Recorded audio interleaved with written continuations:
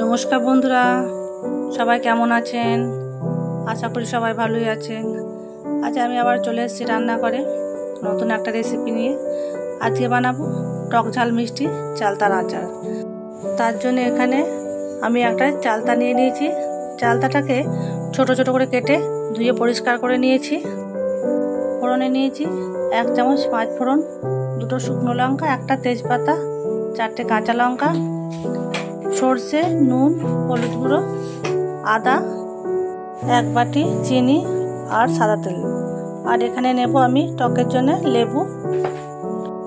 বন্ধুরা, এখানে আমি চালতাটাকে ছোট ছোট করে কেটে ধুয়ে পরিষ্কার করে আবার আমি হালকা করে থেতো করে নিয়েছি। এবার উনুনটা ধরে গেছে, কড়াইটা বসিয়ে দিয়েছি। প্রথমে আমি চালতাগুলোকে হালকা করে সেদ্ধ করে নেব। চালতাগুলোকে সেদ্ধ করার জন্য কড়াই আমি 1 বাটি মতো জল দিয়ে দিয়েছি। জলগুলো ভালোভাবে গরম হয়ে গেছে। এবার থেতো করা চালতাগুলো আমি দিয়ে দিয়েছি। এবার এর মধ্যে 1/2 চামচ নুন দিয়ে হালকা করে সেদ্ধ করে নেব। চালতাগুলোকে এখানে মোটামুটি 7-8 মিনিট মতো সেদ্ধ করে নেব। বন্ধুরা, চালতাগুলো অনেকেই সেদ্ধ না করেও আচার করে কিংবা চাটনি করে। আমি এখানে চালতাটাকে একটু সেদ্ধ করে নিয়েছি। আপনারা চাইলে সেদ্ধ করতেও পারেন, নাও করতে পারেন। চালতাটা হালকা করে সেদ্ধ হয়ে গেছে। এবার আমি নামিয়ে নেব। চালতাটাকে নামিয়ে নিয়েছি। এবার কড়াইয়ের মধ্যে আমি 2 চামচ মতো সাদা তেল দিয়ে দেবো। আমি এখানে সাদা তেল দিয়ে চাটনি করছি, আপনারা চাইলে সরষের তেল দিয়েও করতে পারেন।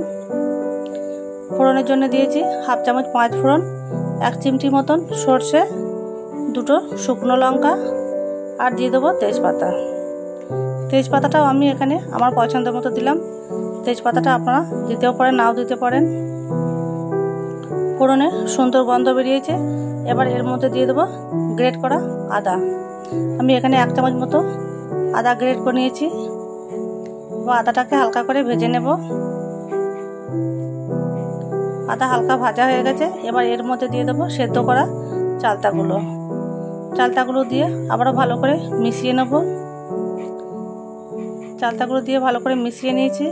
এবার এর মধ্যে দিয়ে দেবো 4টে চেরা কাঁচা লঙ্কা দিয়ে আবারও ভালো করে মিশিয়ে নেব।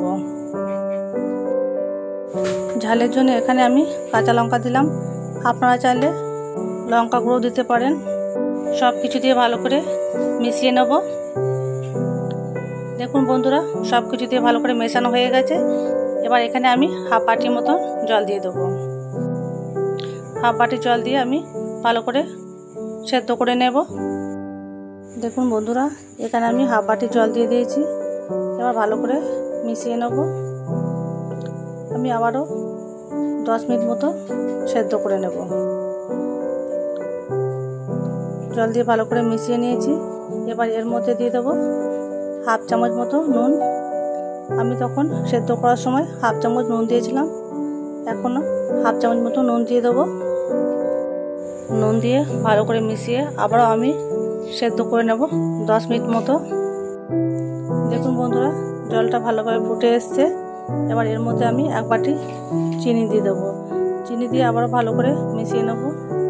যতক্ষণ না চিনিগুলো ভালোভাবে গলে আসছে ততক্ষণ আমি একটু ফুটিয়ে নেব। আমি এখানে চিনি দিচ্ছি। বন্ধুরা, আপনারা চাইলে গুড় দিয়েও চাটনি করে নিতে পারেন। চিনিটা ভালোভাবে গলে গেছে। এবার এর মধ্যে দিয়ে দেবো একটা লেবুর রস। লেবুর রসগুলোকে আমি চিপে চিপে ভালো করে বার করে নেব। আমি এখানে একটা লেবুর রস সম্পূর্ণটাই দিয়ে দেবো। আমি এখানে একটা লেবুর রস দিয়ে দিয়েছি। ঝোলটাকে আমি আর একটু ফুটিয়ে নেব, ততক্ষণ ঝোলটা আর একটু ঘন হয়ে আসবে। আমি ভাজা মশলার জন্য নিয়েছি গোটা জিরে, গোটা ধনে, মৌরি আর শুকনো লঙ্কা। শুকনো কড়াই হালকা করে ভেজে আমি বেটে গুঁড়ো করে নিয়েছি। দেখুন বন্ধুরা, চাটনির ঝোলটা অনেকটাই কমে এসছে, বেশ গাঢ় হয়ে এসেছে। এবার এর মধ্যে 1/2 চামচ ভাজা মশলা গুঁড়ো দিয়ে দেবো। ভাজা মশলা গুঁড়ো দিয়ে হালকা করে নাড়াচাড়া করে নেব। হালকা করে নাড়াচাড়া করে আমি নামিয়ে নেব। বন্ধুরা, আমাদের চালতার চাটনি রেডি হয়ে গেছে, নামিয়ে নিয়েছি। আপনারা একবার এইভাবে চালতার চাটনি বানাবেন, খেতে কিন্তু দারুণ লাগবে। সবাই ভালো থাকবেন, সুস্থ থাকবেন, সাবধানে থাকবেন। বন্ধুরা, এতক্ষণ আমার সাথে থাকার জন্য সবাইকে অনেক অনেক ধন্যবাদ। আজকে এ পর্যন্তই, ফিরে আসছি অন্য কোনো রেসিপি নিয়ে।